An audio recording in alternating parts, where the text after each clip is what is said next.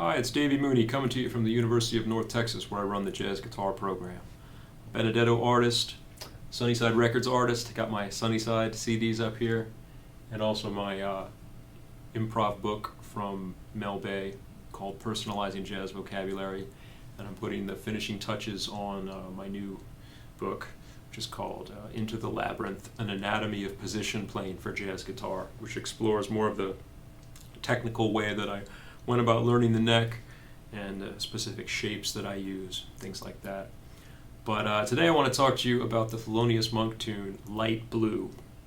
It's one of my favorite songs of his, and particularly about the version on the album Thelonious in Action, which is, gosh, it's so great. It's recorded at the 5-spot, the legendary 5-spot in, I think, 58, with Ahmed Abdul-Malik on bass, Roy Haynes on drums, Johnny Griffin on tenor, and Thelonious Monk.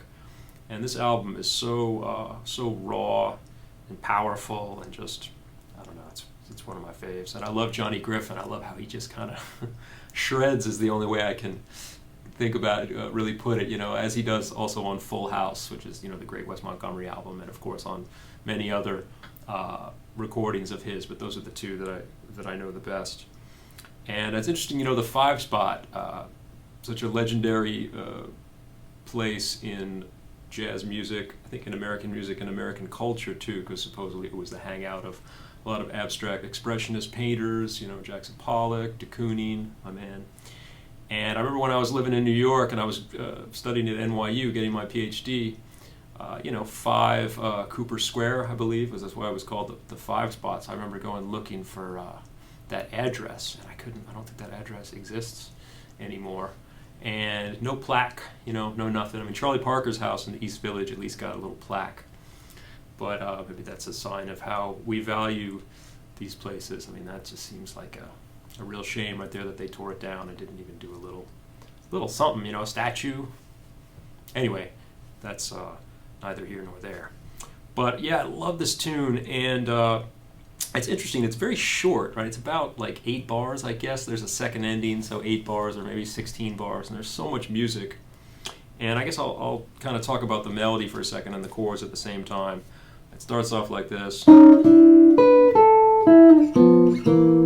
have like an F major and a G7 to C7.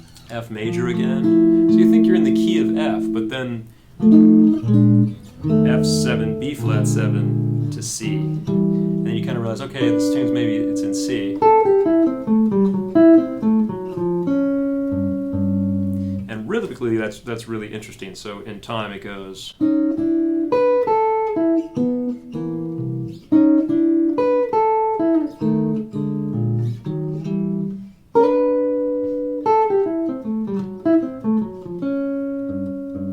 That's the first 4 bars.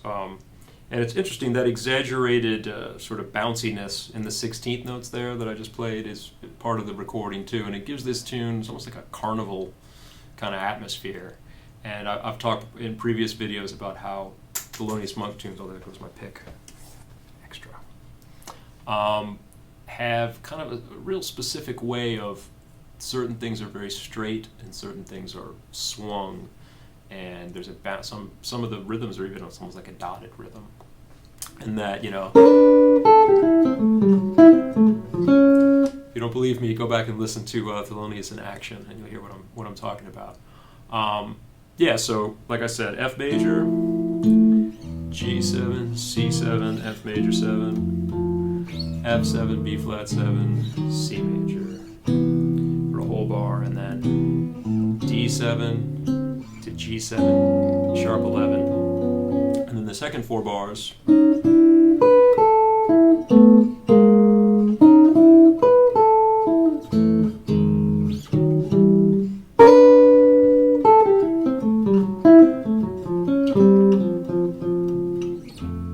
that's the whole song. So that second 4 was F major 7, and then F7 to G flat 7.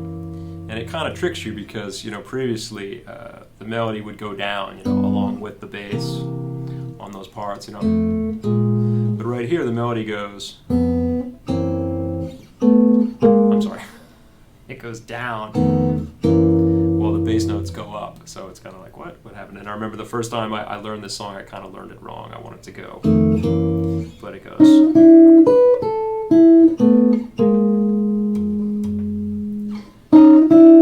And then F sharp minor to F minor to C.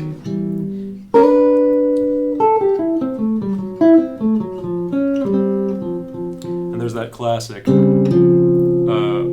D flat major 7, Thelonious Monk thing, where there's that counter line from the flat 5 to the major 3rd, and it's a little different than it is in than it occurs in Monk's Mood or Panonica, but that last part, you know. So you have the D7, G7, and then a D flat major, and then back to F.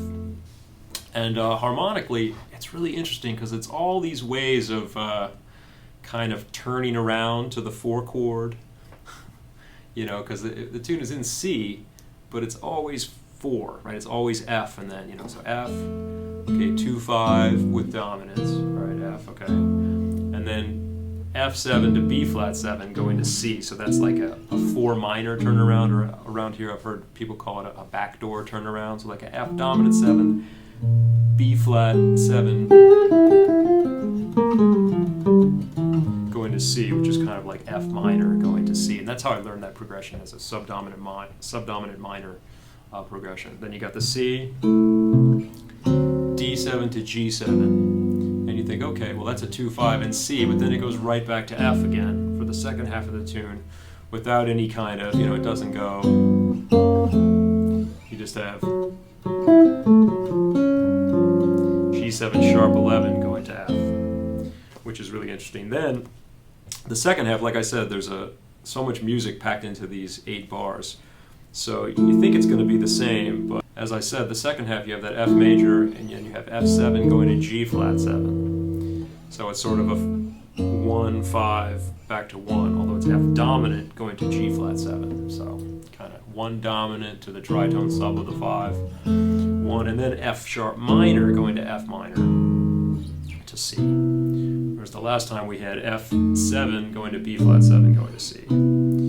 So, like I said, it's slippery, and it's hard to remember each time where you are, which one of those turnarounds you're going to get. And then, like I said, the last part, D9, G7 to D flat major 7 sharp 11, which you would think, okay, well that's sort of the tritone sub of G7, which would be 5 of C, like, okay, we're going to go to C again finally, but no, we always go to F, and it gives the tune this, like I said, it kind of circular feel, like you kind of resolve for a second, but you never, you're always going back to 4, and so yeah, it's fascinating. So one more time just to go through that. So F major, G7, C7, so okay, 2/5 of F major using dominant chords, and then F dominant to B flat 7, which is a sort of minor 4 or backdoor turnaround to go to C major, which is actually the 1 chord, and then a D dominant to G7 with the sharp 11. You think, okay, we had a C major, and then we have a 2/5 of that, but instead of going back to C, it goes to F again. Then you have F dominant to G flat 7. So it's like, you know, F major 7, and then an F dominant 7, and 1 dominant, or I guess it's 4 in this key, but you know what I mean, because it's sort of a 2/5 back to it, but dominant, and then a 5 of that, back to F major 7, then F sharp minor 7 to F7, F minor 7 to C. Then D9, G9, to D flat major 7. And yeah, it's just a lot of, you can explore a lot of cool improvisation ideas over that and really explore those progressions, you know.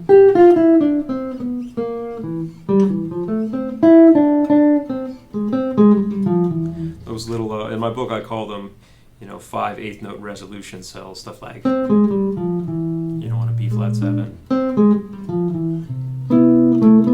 know, 1, 2, 3, 4, 5. So some notes that are, I guess in this case they're not really outside of the key because the chord is B flat 7, and it's just kind of outlining that chord.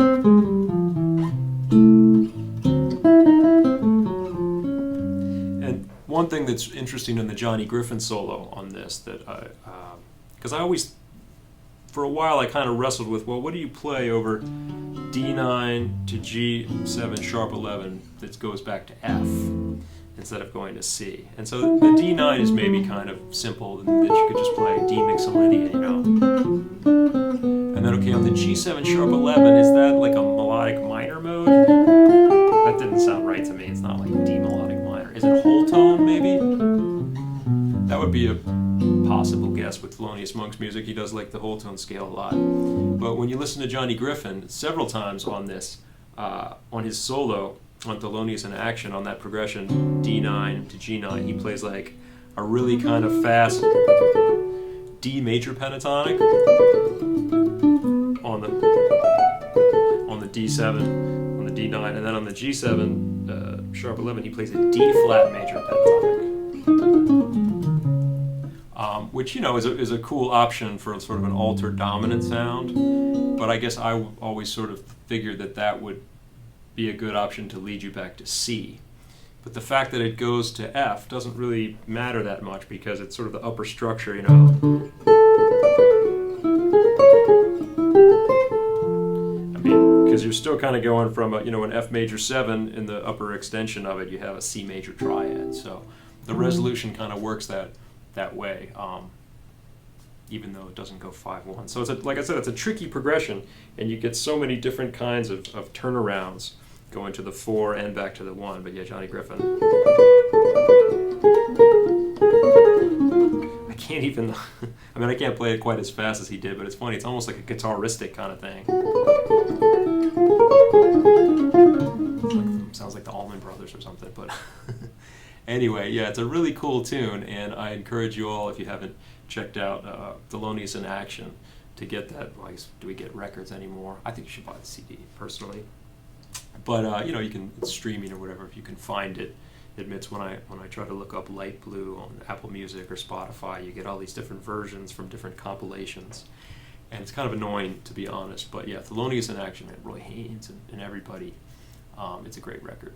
So, all right, I'm going to play some choruses on this tune, explore some of these ideas, and I hope you dig it. Thanks.